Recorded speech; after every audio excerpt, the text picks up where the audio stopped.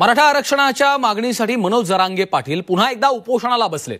अंतरवाली सराटीमध्ये त्यांनी उपोषणाला सुरुवात केली आहे। जरांगेंचं हे 7वं उपोषण आहे। मराठा समाजाला सरसकट कुणबी प्रमाणपत्र मिळावं यासह इतर मागण्यांसाठी जरांगेंनी पुन्हा एकदा दंड थोपटले आहेत। यंदा जरांगेंनी उपोषणाची काय तयारी केलेली आहे पाहूयात।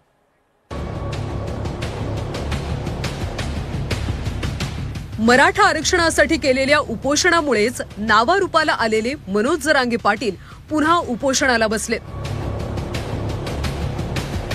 सरकार स्थापनेनंतर जरांगे पुन्हा मैदानात उतरलेत। सरकारनं लवकरात लवकर आरक्षण द्यावं यासाठी प्रजासत्ताक दिनाच्या पूर्वसंध्येला आपली उपोषणाची तलवार जरांगेंनी टोकदार केली। आजपासून ते पुन्हा मराठा समाजासाठी उपोषण करतायत। मराठ्यांशी ते बेमानी करणार नाही, ते आरक्षण मराठ्यांना देणार।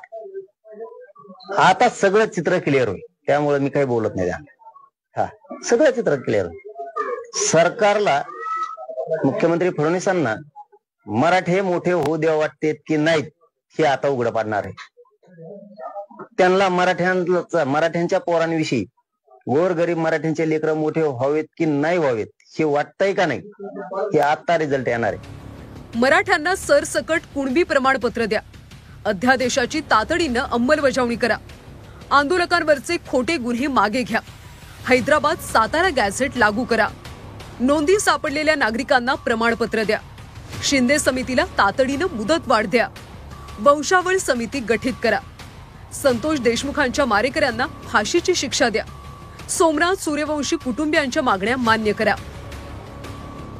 जरांगे पाटलांच्या आंदोलनाकडे सरकार कसं पाहतं तो सरकारचा विषय, मात्र वारंवार आंदोलन करून सोडणं हे आंदोलनाचं नुकसान असल्याचं विजय वडेट्टीवार यांनी म्हटलंय। हे बघा, जरांगे पाटलांच्या आंदोलनाकडे सरकार कशा पद्धतीनं निपटवतंय बघतंय तो सरकारचा विषय आहे। अलीकडे जे आम्ही महाराष्ट्रातील चित्र बघतो आहे, आता काही आंदोलनाला धार काही दिसत नाही पूर्वीसारखी, आणि वारंवार आंदोलन करून अर्धवट सोडणं म्हणजे समाजाचं नुकसानही आहे। तर फडणवीसांनी याआधीही मराठा समाजाला न्याय देण्याचा प्रयत्न केला, पण जरांगेंचं समाधानच होत नसेल तर आमच्याकडे काही पर्याय नसल्याचं मंत्री बावनकुळे यांनी म्हटलंय। सरकार या महाराष्ट्रात कधीच आलं नाही।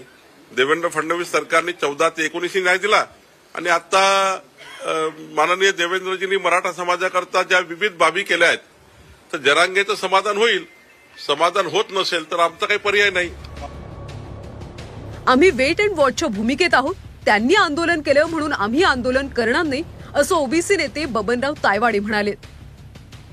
कुठल्याही परिस्थितीमध्ये ओबीसी समाजाच्या आरक्षणाला धक्का लावणार नाही किंवा सरसकट कुणब्यांची प्रमाणपत्र सुद्धा देणार नाही।